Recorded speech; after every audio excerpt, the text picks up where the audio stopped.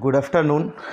গতকাল প্রাইমারি ৩৬,০০০ সংখ্যাটা নিয়ে যে ভিডিও করেছিলাম, আজকে তারই দ্বিতীয় দিনের হিয়ারিং ছিল। তো হিয়ারিং সম্পর্কেই কথা বলবো, খুব বেশি লম্বা করব না ভিডিওটা। যা যা আজকে কোর্টে ঘটলো সেই বিষয়গুলি জানাবো, মতামত নিজস্ব একান্তই আপনাদের। আমি শুধুমাত্র ভেতরে যা ঘটনা ঘটেছে সেই ঘটনাটুকুই আপনাদের সামনে বলছি। আজকেও ডিভিশন বেঞ্চ মাননীয় কলকাতা হাইকোর্টের 11 নম্বর বেঞ্চে, এবং এই বেঞ্চটি প্রেসিডেন্ট ছিলেন জাস্টিস সুব্রত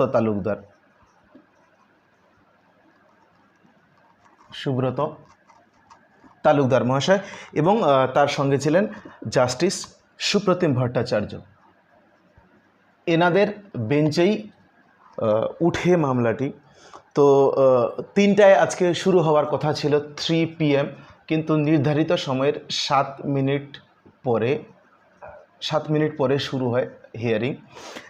ম্যারাথন হিয়ারিং প্রায় 3টা 7 PM থেকে অ্যাপ্রক্সিমেটলি 6:45 PM পর্যন্ত ম্যারাথন, প্রায় পৌনে 4 ঘন্টার একটা লম্বা হিয়ারিং শুনলাম, আমরা দেখলাম।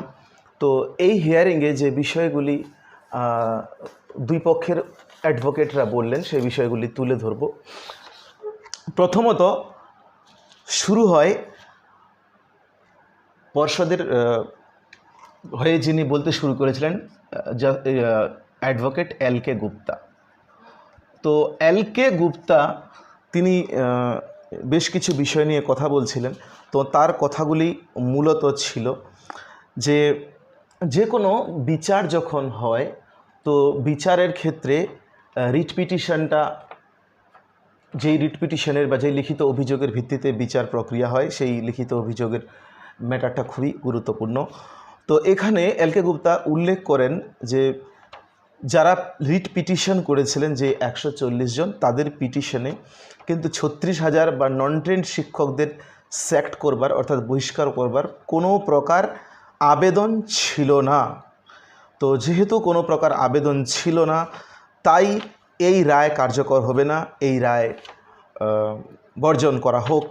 এরপরে তিনি 2010 volume 5 case number 557 supreme court থেকে একটি নথি উল্লেখ করেন। সেই নথির 30 থেকে 34 নম্বর প্যারাগ্রাফ সেখানে ছিল যে পিটিশনের বাইরের কোনো গ্রাউন্ডের ভিত্তিতে রায় হতে পারে না। অর্থাৎ LK গুপ্তা বাবু ডিভিশন বেঞ্চে বলতে চাইলেন যে মাননীয় বিচারপতি অভিজিৎ গাঙ্গুলি মহাশয়ের সিঙ্গেল বেঞ্চ যে রায়টি দিয়েছে, সেই রায়টি পিটিশনের বাইরেও, রিট পিটিশনের বাইরেও বিভিন্ন রকম ব্যাকগ্রাউন্ড থেকে দিয়েছে। এটা আগের দিনও উল্লেখ করেছিলেন সম্মানীয় অ্যাডভোকেট কল্যাণ ব্যানার্জি মহাশয়, যে বিভিন্ন রকম আদার্স ব্যাকগ্রাউন্ড থেকে তিনি রায় দিয়েছেন। সুতরাং তারা আবেদন করেন যে এ রায় কার্যকর হতে পারে না, কারণ এটি হচ্ছে আলাদা আলাদা রকম ব্যাকগ্রাউন্ড থেকে দেওয়া হয়েছে। এরপরে আরেকটি বিষয় নিয়ে LK গুপ্তা কথা বলেন। প্রথমত যেটা বললাম, এবার দ্বিতীয় যে বিষয়টা নিয়ে LK গুপ্তা কথা বলেন, সেই দ্বিতীয় বিষয়টি হচ্ছে যে ডিলে ম্যাটার, যে বিষয়টি কেন এত দেরি করে, প্রায় 6 years লেটার, কেন এতদিন পর বিষয়টি নিয়ে আসা হলো, এই বিষয়ে তিনি সওয়াল করলেন, তিনি কথা বললেন। এবং তারপরে এটাও উনি বলছেন যে রিট পিটিশনে কাউকে তো অভিযুক্ত করা হয়নি, যেহেতু রিট পিটিশনে কাউকে অভিযুক্ত করা হয়নি, শুধুমাত্র পদ্ধতিগত ত্রুটির কথা বলা হয়েছে, তাহলে কেন স্যাক্ট করা হচ্ছে, এটা বিচারের মৌলিক নীতির বিরুদ্ধে। এরপরে আরও একটি বিষয় উল্লেখ করা হয় যে যাদের পার্টি করা হয়নি, অর্থাৎ 36,000 প্রাথমিক শিক্ষক যাদের স্যাক্ট করা হয়েছে, যাদের পার্টি করা হয়নি তাদের বিরুদ্ধে কোনো প্রকার পদক্ষেপ হতে পারে না। এক্ষেত্রে এলাহাবাদ কোর্টের একটি রায়ের কপি তিনি উল্লেখ করেন, এবং সেখানে তিনি বলেন যে রায়ের ফলে যাদের অপরিসীম ক্ষতি হয়েছে বা হচ্ছে, তাদের সবাইকে না হলেও অন্তত তাদের পক্ষ থেকে কোনো প্রতিনিধি ডাকতে হবে, ডেকে কিন্তু তাদের কথা শুনতে হবে। এক্ষেত্রে সিঙ্গেল বেঞ্চ যেই টিচারদের স্যাক্ট করা হয়েছে তাদের কিন্তু কাউকেই ডাকা হয়নি। কিন্তু পরবর্তীতে যখন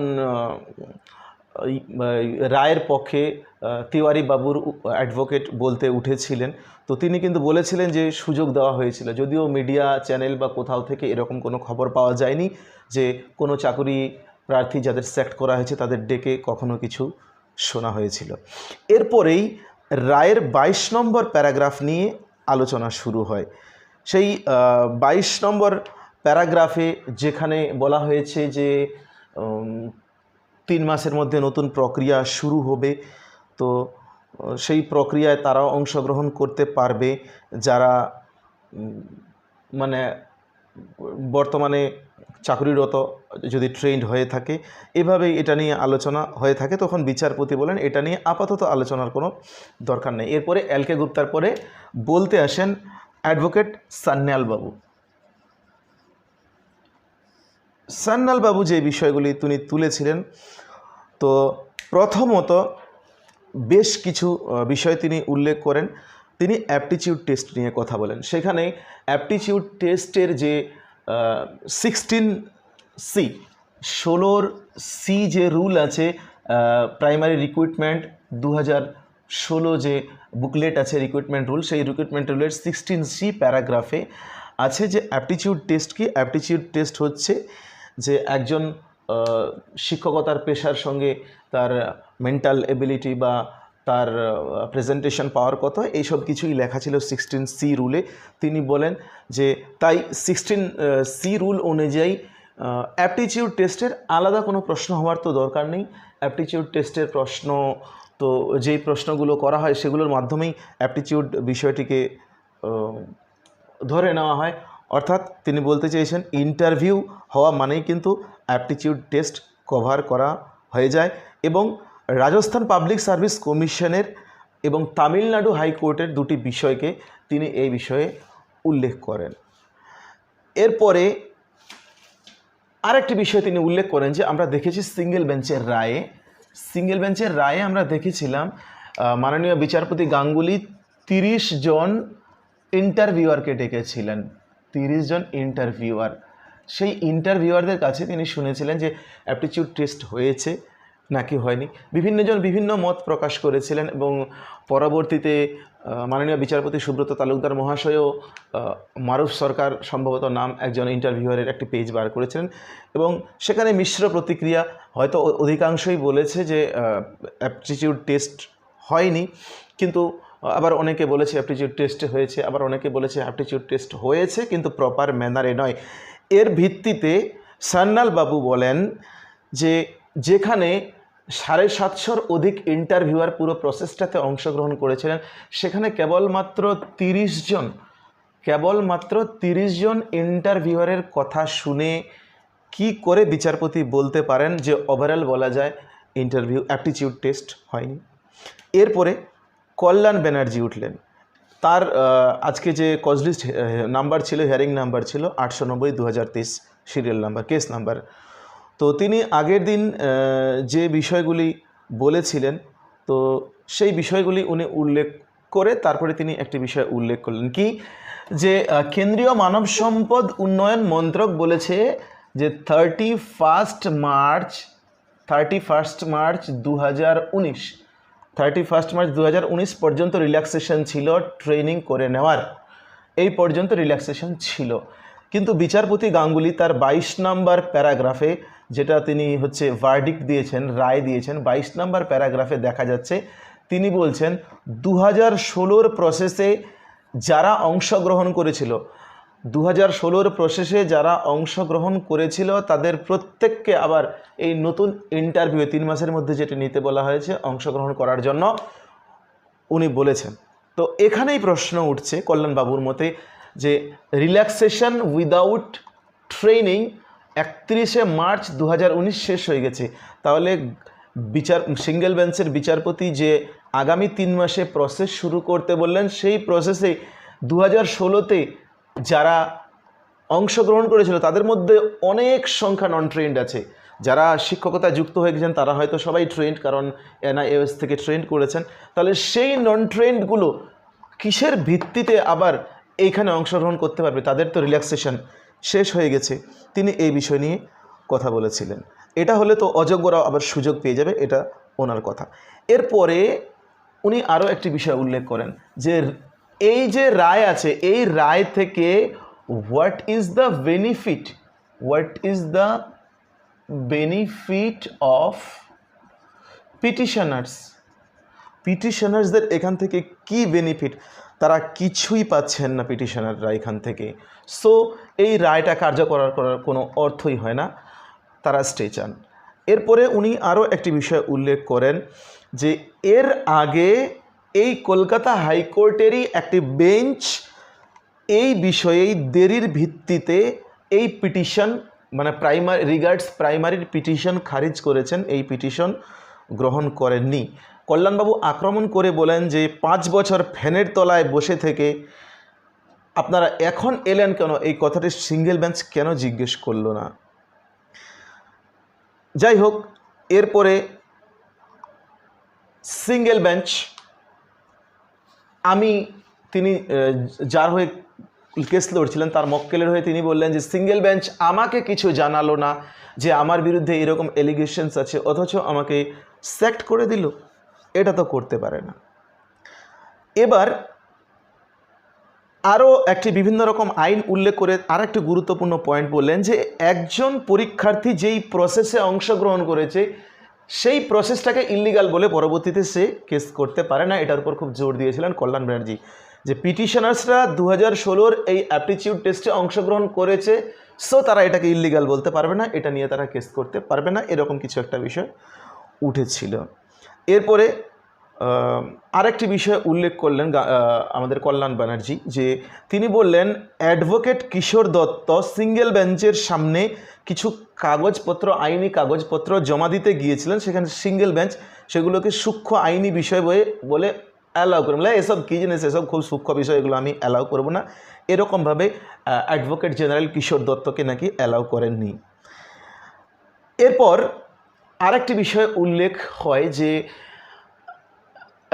ঠিক আমার মনে পড়ছে না রাজ্যটি হয়তো একটি কর্ণাটক এবং মহারাষ্ট্র দুটো রাজ্যের মধ্যে, মহারাষ্ট্র রাজ্যের হাইকোর্টে কোনো একটি বিষয় খারিজ করে দিয়েছিল, এটার মতোই যেমন পূর্বে খারিজ করেছিল কিন্তু পরবর্তীতে গাঙ্গুলিবাবু কেসটা নিয়েছেন, ঠিক এরকম মহারাষ্ট্রেও সম্ভবত, ভুল হতে পারে রাজ্যটার নাম, বাট ফ্যাক্টটা সত্যি যে এরকম একটি বিষয় খারিজ হয়ে গিয়েছিল এবং খারিজ হওয়ার পরে পুনরায় আরেকজন যখন এটা করতে যান তখন তিনি নিয়েছিলেন। এবার তার বিরুদ্ধে যখন সুপ্রিম কোর্টে যাওয়া হলো তো সুপ্রিম কোর্ট বলল যে আপনাকে আপনার কোর্ট মান্য করতে হবে, অন্য কোর্টে রেফারেন্স দিয়ে লাভ নেই, অর্থাৎ আপনার কোর্ট যদি এই বিষয়ে খারিজ করে থাকে পূর্বে তাহলে আপনাকে এই বিষয়টি খারিজ করতে হবে এবং এই বিষয়ে নেওয়া যাবে না। অর্থাৎ ওনারা লজিক দিয়ে বলছেন বিচারপতি গাঙ্গুলির পূর্বে যেহেতু রিগার্ডস প্রাইমারি কিছু কেস আগে অন্য একটা বিচারপতির বেঞ্চে খারিজ হয়ে গেছে সেম কোর্টে, তাই এটা খারিজ করে দেওয়া উচিত ছিল, ওনার এই বিষয়ে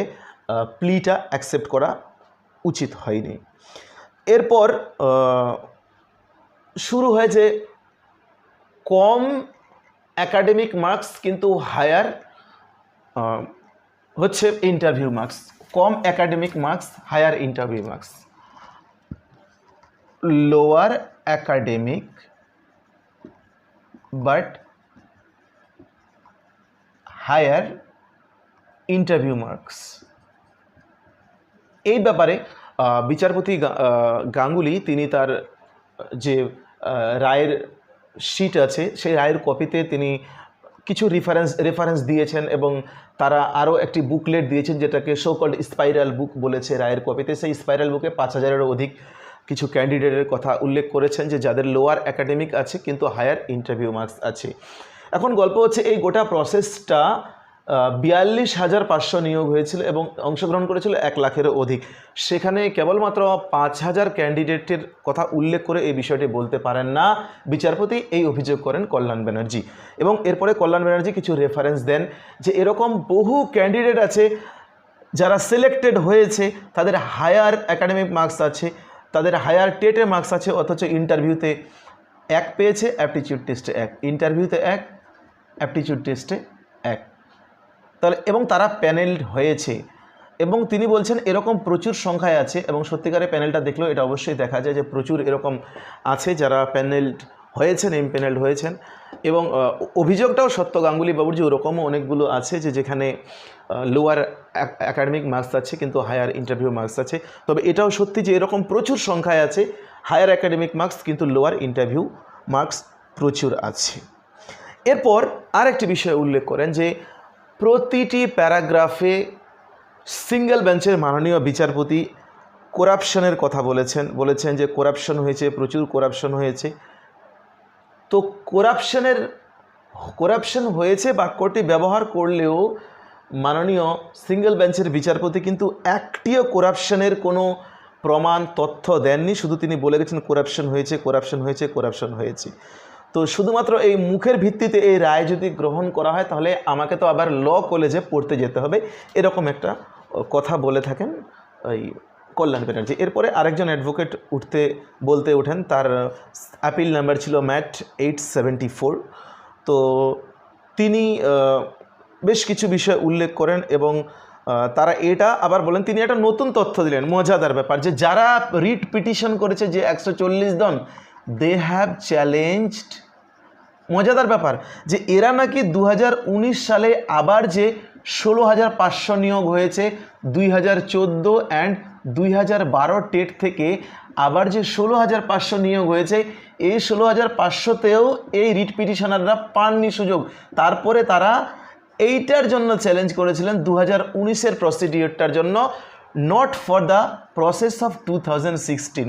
তো ইনি বলেন যে যেহেতু রিট পিটিশনাররা চ্যালেঞ্জ করেছে 2019-এর প্রসেসকে, 2016-র প্রসেসকে নয়, তাহলে কি করে সিঙ্গেল বেঞ্চ 2016-তে সেই রায়টি দিতে পারে? যেহেতু আমরা পার্টি নয়, অর্থাৎ 2016 সালে নিযুক্ত শিক্ষকরা যেহেতু পার্টি নয়, তাই তাদের ক্ষেত্রে এটা কোনোভাবেই প্রযোজ্য হতে পারে না। এরপরে তিনি আরও একটি বলেন যে বিচারপতি 4-5টা জেলার ইন্টারভিউয়ারদের কথা উল্লেখ করেছেন, কিন্তু হাওড়া জেলাকে তো তিনি উল্লেখ করেননি, অথচ হাওড়া জেলাকেও কেন তিনি অ্যাপটিটিউড টেস্ট থেকে বাদ দিলেন? এই কথার অর্থ হচ্ছে তিনি বলতে চেয়েছেন যে যেই 5টি জেলার কথা উনি উল্লেখ করেছেন যে এই 5টি জেলার ইন্টারভিউয়াররা বলেছে অ্যাপটিটিউড টেস্ট হয়নি, তাহলে আপনি সেই 5টি জেলাকেই দোষী করুন। আমার জেলা হাওড়া, অর্থাৎ তার মক্কেলরা হাওড়া জেলার সঙ্গে রিলেটেড ছিল, তো আপনি হাওড়া জেলাকে উল্লেখ করতে পারেন না, এরকম বলা হয়। এরপরে মাননীয় বিচারপতি সুব্রত তালুকদার এবং সুপ্রতিম ভট্টাচার্য মহাশয় সুযোগ দেন বিরোধী উকিলদেরকে বলতে। এবার বিরোধী উকিলরা স্বভাবতই তারা শুরু করেন তাদের আর্গুমেন্টস, তারা বিভিন্ন রকম পয়েন্টস রাখেন। তারা যেই পয়েন্টসগুলি মূলত বলেছেন, তো সেই পয়েন্টসগুলি হলো, প্রথমেই বিচারপতি তাদেরকে বলেছিলেন যে আপনারা এত দেরি করলেন কেন আসতে? তো তারা বলল যে এই বিষয়টি 28/11/2022 অর্থাৎ যেদিন পর্ষদ ব্রেকআপ মার্কস দিল তারপরেই দিনের আলোর সামনে এসেছে এই অ্যাপটিটিউড টেস্ট সংক্রান্ত বিষয়টি, তাই আমরা পরেই ব্যাপারটা বলতে পারছি। এবার তারপরে উনি বলেছেন যে পর্ষদ তথ্য দিয়েছে যে সমস্ত পিটিশনাররা টেট পাস করেছে, অথচ তারা চাকরি পায়নি। এবং তারা এটা বলছেন যে পর্ষদের প্রদত্ত তালিকা অনুযায়ী যে 140 জন পিটিশনার আছে, according to the given list of the board, যে 140 জন পিটিশনার আছে, সেই 140 জন পিটিশনারদের মধ্যে অনেকের নাম্বার এরকম আছে যে যেটা লোয়েস্ট কাট অফ আছে, সেই লোয়েস্ট কাট অফের থেকেও বেশি নাম্বার পেয়ে সেই পিটিশনারদের অনেকে চাকরি পাননি, এবং এর ভিত্তিতে তারা কিছু তথ্য তুলে দিয়েছেন। এবং তারা প্রশ্ন তোলেন যে রিজার্ভেশন রুল নিয়ে। তো রিজার্ভেশন রুল নিয়ে মূলত যেই কথাটা হয় যে একজন এসসি ক্যান্ডিডেট, ধরুন শিডিউল কাস্ট ক্যান্ডিডেট একজন পেল হচ্ছে 16.5 এবং জেনারেলের কাট অফ হচ্ছে 14, তাহলে এই এসসি ক্যান্ডিডেটকে জেনারেলে কনসিডার করতে হবে। কিন্তু বিরোধী পক্ষের উকিলরা, অর্থাৎ তিওয়ারি বাবুর উকিলরা, তারা বলেন যে 14, এই ক্ষেত্রে এসসি ক্যান্ডিডেটদের নাকি জেনারেল ইয়েতে ধরা হয়নি। এভাবেই তারা রিজার্ভেশন নিয়েও কিছু অভিযোগ জানান। এরপরে বিচারপতি প্রশ্ন করেন সেই তরুণজ্যোতি তিওয়ারি উকিল মহাশয়কে যে আচ্ছা আপনি মোদ্দা কথাগুলো কি কি বলতে চাইছেন, কি কি ফ্রড হয়েছে এই ফ্রডগুলো আপনি বলুন। তো তারা যেই আর্গুমেন্টস, তারা যেই ফ্রডগুলো বললেন, তারা সেই ফ্রডগুলো একই কথা বললেন যে লোয়ার কাট অফ পেও চাকরি করে আমাদের ক্যান্ডিডেটরা হায়ার কাট অফ পেও চাকরি করছে না বা এটসেট্রা যে বিষয়গুলি ছিল এই বিষয়গুলি তারা বললেন। এবং এখানে যারা তরুণজ্যোতি তিওয়ারি উকিল তিনি একটি বিষয় উল্লেখ করেন যে থার্ড পার্টিকে নাকি সিলেকশন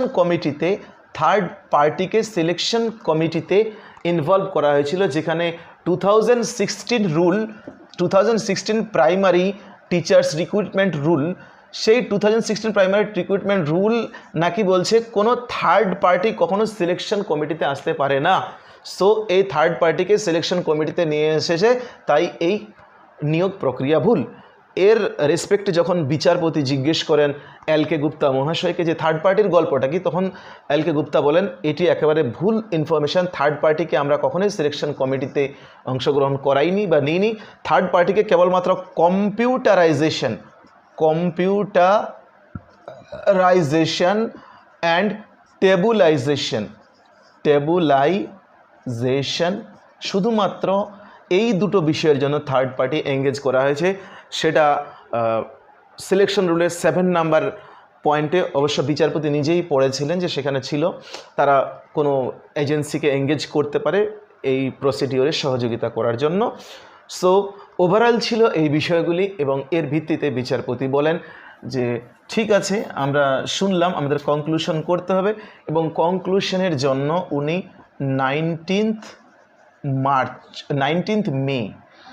19 মে দুপুর 1টা PM তিনি অর্ডার দেবেন, অর্ডারের জন্য রিজার্ভ করেন। এখন সেই 19 মে 1 PM অর্ডার পর্যন্তই আমাদের অপেক্ষা করতে হবে। কোর্টের বিষয়ে কোনো রকম অগ্রিম মন্তব্য বা কোনো কিছুই করা যাবে না। শুধুমাত্র কোর্ট রুমে যা ঘটেছে সেটি আপনাদের সামনে বললাম। আরও কোনো প্রশ্ন থাকলে ডেসক্রিপশন বক্সে আমার ফোন নাম্বার দেওয়া থাকবে, সেখানে হোয়াটসঅ্যাপ করতে পারেন অথবা আপনারা ভিডিওতে কমেন্টও করতে পারেন। আমি চেষ্টা করব আপনাদের প্রশ্নের উত্তর দেওয়ার। থ্যাংক ইউ, সবাই ভালো থাকবেন।